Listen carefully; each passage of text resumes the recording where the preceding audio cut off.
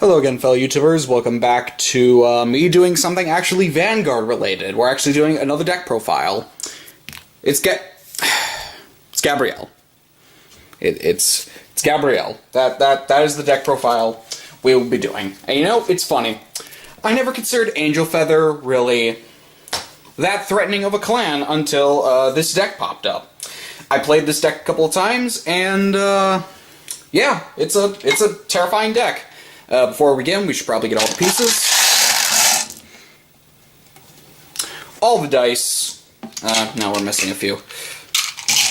You're going to need all these kinds of dice. All of them. You're going to need every single dice in existence in order to play this deck. Jokes aside, you will need actually a lot of dice to play this deck. I know most people just use the standard six-sided die. However, for this deck, I would honestly use D20s. I really would. Because this is a deck that ramps up so much power that you're honestly just going to need 20s in order to count out how much power you're actually getting a turn. It's, and I mean that in no joking matter, it is ridiculous how much power this deck gets. Sheerly from doing its one and only concept of damage manipulation. Angel Feathers have always been good with that, however. Starting off, we have our starter, Black Curse Muriel. Muriel has the Act Genbreak 1 ability of Counterblast 1, put her into the soul, and by doing so, you can then choose a face-up card from the damage zone. Oh, you can put the top card of your deck into the damage zone face-up, choose a face-up card from the damage zone, call to rear guard, and then if it has the rescue ability at the end of the turn, you can put it back into your hand. Muriel's pretty nice to have a one of as a starter, unlike some decks that require multiples of the starter. You don't necessarily need this. Honestly, I'm sure there are other Angel Feather starters, but this one is just fine for what the deck is going for. Going through other grade zeros. One Doctroid Refros. Refros is, I think we all know what Refros does, but for those who don't know, he's a Genbreak 1, Counterblast 1, put him at the top of your deck and choose 2 cards from the damage zone, put them at the top of the deck, shuffle the deck, and then deal yourself 2 damage, and then draw a card. It's limited to 1 for a reason. And I think we all know what that reason is. So much damage manipulation, trigger manipulation, it's insane. We also have 3 Surgery Angels. Surgery Angel's ability is Auto, Genbreak 1, Counterblast 1, put the top card of your, and put this unit at the top of your deck. At the end of the battle, if this unit boosted, you may pay the cost. If you do, shuffle your deck, choose a card from your damage zone, heal it, and then choose one of your Vanguards and deal 1 damage. That is going to be a big theme in this deck. A lot of these cards have the contingency of either counterblasting or soul blasting, healing 1 damage or 2 damage, and then taking the damage again. That is the main focus of this deck, so and I'm just going to do Bushiroad's method. Whenever it says take a damage and then heal a damage, I'm just going to say rescue 1 or 2. To give myself a little bit of an easier time. So you run 4 stands. You run 8 crit, 4 of them being Nutrient Angel. Hers is an Act Genbreak 1, Counterblast 1. Choose 2 locked cards and unlock them or turn them face up. It says here specifically, choose up to 2 cards in total on your circle or in your damage zone and turn them face up. So, it's not a counter charge, it can also use to unlock, however, it is great for counter charging. It's a very versatile unit, and that's why you run 4 of it. The other 4 crit that you run is, funny enough, 4 critical hit Nurse. Put her into the soul, give +3 to something. It's great because this deck needs soul. It burns through its soul very easily. And finally, we have 4 heals in the form of Eradicate Celestial Reveal. Hers is when you pitch her for a G-Guardian, you can bash her and another heal trigger, and then you can soul charge 1 and unflip a damage. Pretty useful in this deck, seeing as this deck goes through Counterblast a lot, but at the same time it doesn't. We'll get into that later. Overall, that's the trigger lineup. It is 8 crit, 4 heal, and 4 sand. Overall, I like the lineup. I think it's pretty nice. Obviously, if Doctroid wasn't limited, we'd be running 4 of him. Moving on to grade 1s. For Black Prepare Abrica, it is the P-Guard of the deck with the ability of when it's in the damage zone, you can call it to the field to protect one of your rescue ability Vanguards, which your grade 3 that you're running has rescue, so you can just do that. And instead of being a perfect guard, it gets plus 15 while it's in the damage zone. You call it from the damage zone to the G zone. You take the top card of your deck, put it face down, then you heal a damage and take a damage, or rescue 1. I'm just going to say rescue. It's going to be a lot easier on me. Very versatile P-Guard. I really like this P-Guard just for what it does for the game, and how versatile it can be. 3 Battle Cupid No CL. For those who don't know what No CL does, who haven't been around since Season 2. You place her on the guard zone, you can choose a card from your hand, put it into the damage zone, and then choose a card from the damage zone, put it into your hand. It's a nice manipulation of the damage zone. It's a pretty big staple in the deck. You run 1 Black Talent Lyra. Her continuous effect is whenever a card is put from the damage zone into the drop zone, get plus 6. And she has a rescue ability of Genbreaker 1, Soul Blast 1. Pretty good. Run 3 Kind Care Satirial? How do I say that? 3 Kind Care Satirial. Genbreak 1, you can put her at the bottom of the deck for when a card is put from the damage... when a card is put into the damage zone this turn, you can put her at the bottom of the deck, Soul Charge 1, and then choose a normal unit and a trigger unit from the drop zone, shuffle them back into the deck. Very useful for getting your heals back, your crits back, or your Doctroid Refros or your other stands, depending on what's in your drop zone. Very useful, love it. And finally, for grade 1s, we have 3 Black Bomber Malik. Malik's ability is, when this unit is placed on rearguard from the damage zone during this until the end of the turn, she gets the auto ability of Genbreak 1 at the end of the battle that this unit boosted. If a Vanguard was attacked, you can choose a card from your damage zone, heal it, and then choose a card from Rescue 1. Rescue 1. That's what you do. And that is the grade 1 lineup. It's pretty versatile. Honestly, you can run more talents black talents if you want, but I've been finding that it's just fine running 1. Moving on to the grade 2s. Starting out with the card that basically runs most of the deck, aside from the grade 3. Nurse a Broken Heart.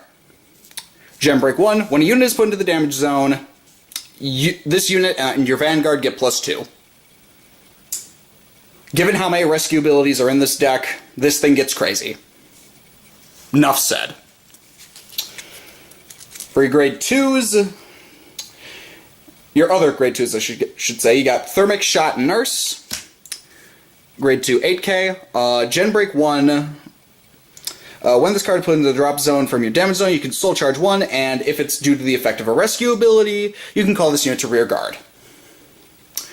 Pretty nice and useful. It is an 8k, but it allows you to come to the field. So, pretty useful to run 2 of them. Another 2 of in the deck, Black Relief Atarion, Genbreak 1, Counterblast 1. When a card is put into the drop zone from the damage zone due to the effect of a rescue ability, you may pay the cost. If you do, choose that card from the drop zone, call it to rear guard in the same column as this unit. Great way for setting up grade 1 plays if you heal a grade 1, or should I say if you rescue a grade 1 that you might want to keep. Next grade 2, Antibody Pegasus. Another 4 of. Really, what I've learned from this deck is it's 4 of her, 4 of him. Rest of your grade 2s are kind of a wash as to what you can do. This thing gets resist anywhere. Pretty nice to have. And it has a Gen Break 1, Counter Blast 1, Soul Blast 1 when a card is put into the drop zone from the damage zone during turn. If you have Vanguard with Gabrielle, its name, you pay the cost. If you do, choose a face-up card from the damage zone, call it to rear guard, choose the top card of your deck, and put it in the damage zone face up. It's not a damage check, but it's pretty nice for cycling cards in and out of the damage zone, which buffs this. And for your final grade 2, you run one of, and God help me with this name, Black Dream Zambinia. I haven't used her that much in the deck, but from what I can tell, she's another good way to rescue. She's a Gen Break 1, Counter Blast 1, Soul Blast 1. Choose a card from your hand, put it in the damage zone face up. And then I believe from there, if memory serves, it shows how much I actually use this. When this unit is placed on rearguard, if you have Vanguard with Gabrielle in its name, you may pay the cost. If you do, choose up to one face-up card from your damage zone, call to rearguard, give it +2 till the end of the turn, then rescue 1. It's a niche card, kind of like Black Talon's Laia, but it's still a pretty good card to run of. And now for the grade 3s. Grade 3s are pretty standard. Your secondary grade 3 doesn't matter. I run 2 Black Wisdom Sorosha. She has on rearguard Gen Break 1, Counter Blast 1, Rescue 1. And she also has on rearguard Counter Blast 1, Soul Blast 1. When your card with the rescue ability would put into the damage zone, you pay the cost. If you do, choose the top card of your deck, put it to the damage zone face up, choose a face-up card from the damage zone, put it into your hand. I don't run into her that often. She's pretty situational, but still pretty good. The main card you're running, in this deck at least, is Black Shock Gabrielle Prim. Prim has the rescue 1 when you stride, and also continuous Gen Break 2, a ridiculous Gen Break 2 of Counter Blast, 1 card with the rescue ability, and that's your stride. Instead of the basic stride rules, you can just do that, which is ridiculous, especially for this deck, which already has so much utility. It's armed to the teeth with it. And that's your main deck, and now let's focus on the stride deck. I will start with the G-Guards. You run 2 Holy Sif Shuriel. She's got Counter Blast 1, Rescue 1. That's about all she does. And I believe, yeah, you put the top, yeah, it's just Rescue 1. And I don't have to read more. You can kind of look at that, read that for yourself. I believe the additional cost there is... Oh yes, you get to look at the top card of your deck and put it at the top or the bottom. So, say you get a card you don't like, or you get a trigger, you can keep it at the top and then rescue. It's a setup for a rescue ability, which is nice. I run 2 Holy Sylph Pashiriel. Her ability is dependent on how many face-down damage I have. She gets 10. 2, it's +10, and at 4, it's +20. Thing is, this deck doesn't have that much face-down damage, so she is used for Black Sylph Elibeth? God, these names. Elibeth is a Soul Blast 1. Choose another G-Guard, target face up. When it's placed on G-Zone, you can pay the cost, and if you do, get +5 for each... Get +5 until the end of the battle for each card in the damage zone. Can be decent early game, crazy late game when you have 5. Really good card. And obviously, you choose these girls because they're not going to be used as much as the other one. As for the rest of your G zone, I run my starting grade 4, Fanatic Sylph Gabrielle Eden. She has the Soul Blast 1 once per turn rescue ability, and her other auto ability is when she attacks, you can choose up to the same number of cards in your damage zone as the number of face-up cards in your G-zone, call them to rear guard, give them +3 until the end of the turn, and for each one called, you take another damage. Remember that grade 2? Gets ridiculous. The other grade 2s I run are 3 Holy Sylph Ethereal. She has a Gen Break 3 of Counter Blast 1. Give the front row +2 2, and she also has the auto Counterblast 1, Soul Blast 1 to rescue as many cards as her face up in the G zone. So she can rescue up to 3, which again can get ridiculous. I then run 2 Black Sylph Gabrielle. Her act ability is a continuous Counterblast 1. Choose a face down card, choose a copy of her, turn her face up until the end of the turn. She gets the auto ability of when a unit is put into the damage zone, choose 2 of your units, they get +2 until the end of the turn, and she gets the auto rescue ability of Rescue 2. Crazy card, you either play this second turn or third turn. Honestly, since you're only going to do this once, it varies. Honestly, you just start with this and then go from wherever. And then your grade, and then your Gen Break 8 finisher is Black Sylph Velatar Terminal. She has the rescue ability of when this unit acts a Vanguard, all your units in the front row get +2 for each unit in the damage zone, and then you can rescue up to 5 and then deal yourself up to 5. Which gets ridiculous. Obviously, it's a Gen Break 8 finisher, and in this deck that doesn't necessarily happen, but it is still a ridiculous Gen Break 8 nonetheless, given how this whole deck has one theme going for it, and that's cycle your damage. That is this deck's main theme, that is what it does best, and it's ridiculous. Like I said before with the whole dice gag, no, not these. You'll want to run 20-sided die. Just because of how much damage this deck does. And I haven't been playing with this deck a lot, but from the times I have played with it, it's incredibly fun and insane how much damage it gets off. Overall, it is a deck I would recommend if you have the money to spend for it.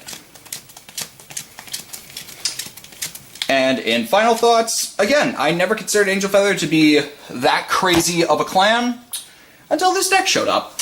And then I realized, oh my god, this is actually insane. Anyway, I've been Solomon Pleasant, and this has been another Cardfight Vanguard deck profile. Enjoy.